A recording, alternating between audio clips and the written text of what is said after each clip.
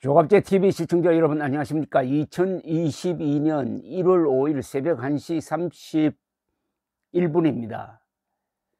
오늘 윤석열 국민의힘 대통령 후보가 선거기구를 확 바꾸는 아주 충격적인 보관을 국민들에게 발표한다고 합니다. 그런데 여기서 김종인 현재 선거대책총괄위원장은 배제되고 선거대책기구를 아예 해산하는 수준으로 한 뒤에 아주 단출한 조직을 만들어 가지고 바닥을 기는 그런 아주 비장한 선거운동을 할 것이라는 전망이 지금 일제히 언론에 보도되고 있습니다.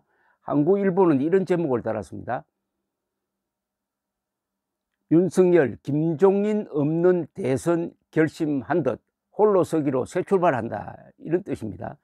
김종인 총괄위원장이 제안한 김종인 중심의 선대위 개편이 아닌 윤석열 후보가 원톱으로 나가는 홀로 서기 방식이 유력하다고 어제 복수의 당 관계자가 전했다는 겁니다. 그러니까 선대위 조직은 해체 수준으로 확 줄이고 당 중심의 선거를 치른다는 게 윤석열 후보의 보관입니다. 그런데 지금 당 대표가 이준석이고, 이준석이는 사실상 윤석열 낙선운동 벌리고 있는 자니까 윤석열도 함께 어떻게 배제할 수 있을지, 그건 또 별도로 아마 논의가 되어 있을 것으로 보입니다. 선거기구를 확 줄이면서 당도 비상체제로 바꾸지 않을까, 비대위 체제로 바꾸면서 이준석을 배제하는 그런 충격적인 방안이 또 잇따를 가능성도 있다고 생각합니다. 그러니까 이런 개편안이 내일 확정되면은 김 총괄위원장은 이걸 뭐라 그럽니까? 해촉 수준인지 사퇴인지 애매하지만 하여튼 결별하게 됩니다. 다만 막판에 마음을 바꿀 가능성도 있다고 하는데 이쪽으로 정해진 듯 하기도 합니다. 윤 후보는 서울 서초동 자택 등에 머물며 종일 고심을 거듭한 끝에 선대위 해산을 결심했다는 겁니다. 선대위 조직과 기능을 재조정하는 수준이 아니라 사실상 선대위 없는 선거를 치르겠다는 뜻으로 보입니다. 그러면 아주 비장하게 보이고, 지금까지 오만하다든지 멤버드라든지 이런 비난에서 벗어나고 그야말로 국민들의 어떤 동정심이라고 할까요? 그걸 끌 수 있지 않을까 하는 전략인 듯 합니다. 실무형 선대본부만 둔다는 거죠. 현재 선대위 본부장급 국회의원과 당직자들을 각 지역 선거 현장으로 내려보내는 식의 쇄신안을 염두에 두고 있다고 합니다.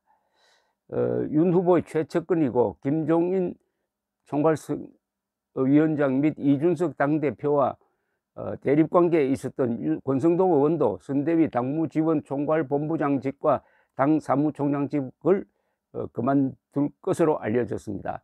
일단 윤석열 후보는 싹 정리하자, 이런 뜻인 것으로 보입니다.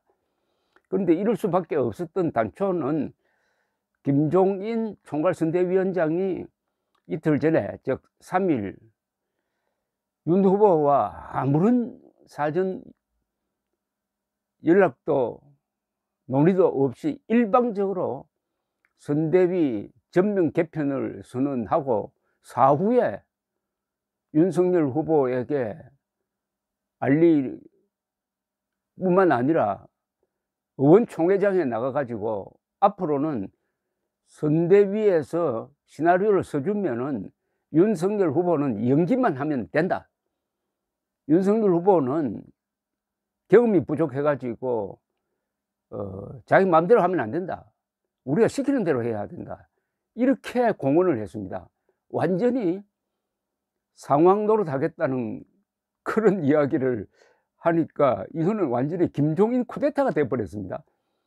그러니까 윤석열 후보는 사표를 내려면은 윗사람까지 다 사표를 내라, 본부장 말고, 그랬는데, 그래서 상임위원장, 새시대 위원장 김한길, 김병준 이런 사람들은 다 사표 냈는데, 아니 김종인 씨는 맨 처음에는 총사퇴 이렇게 나왔다가 김종인 씨는 나는 아니다 이렇게 빠져버렸습니다.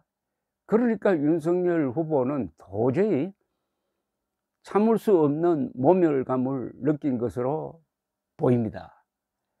어떻게 이 80 넘은 정치인이란 사람이 이렇게 고민 없이 행동하느냐 하는 데 대한 비판 여론이 들끓고 이게 윤석열 후보에게 전해진 것으로 보입니다.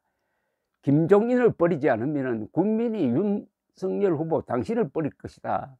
이런 메시지가 많이 전해졌고 그런 생각을 가진 사람이 바로 정통 보수 세력이고 하니까 이제는 더 이상 김종인에게 기대 가지고 중도 확장 그런 것은 무망하다.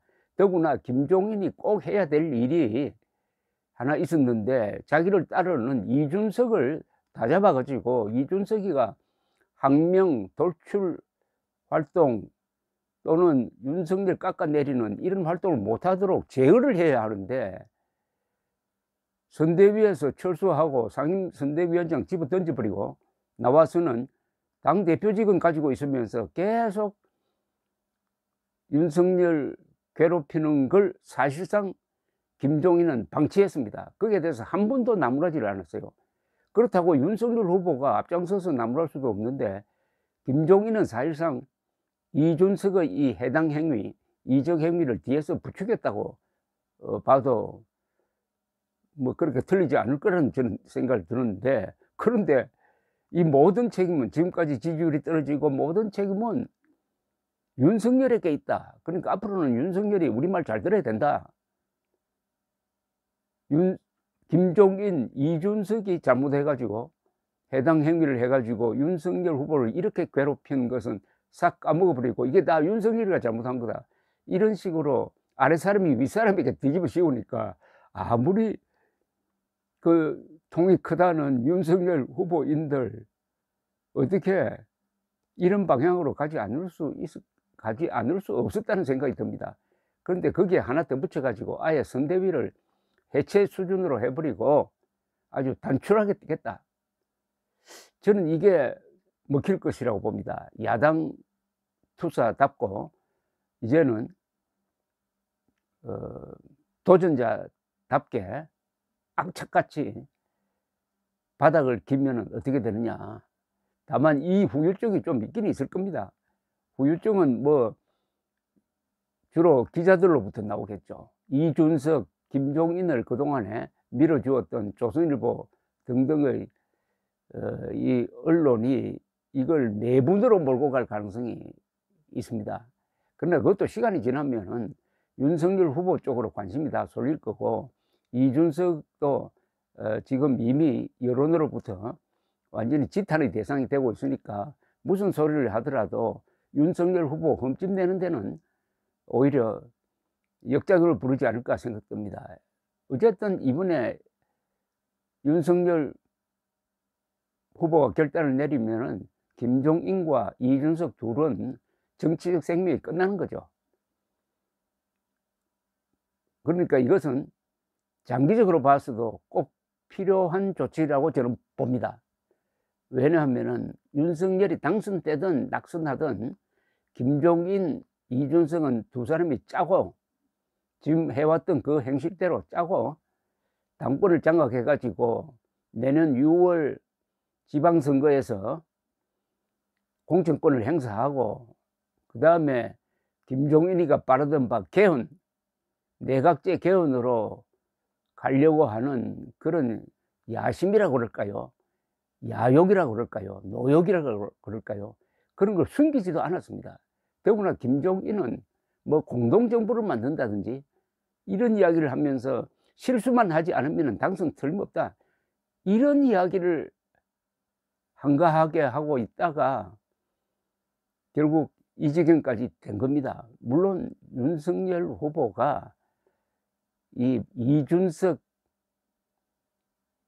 김종인의 콤비 플레이에 말려 들어가서 내키지 않게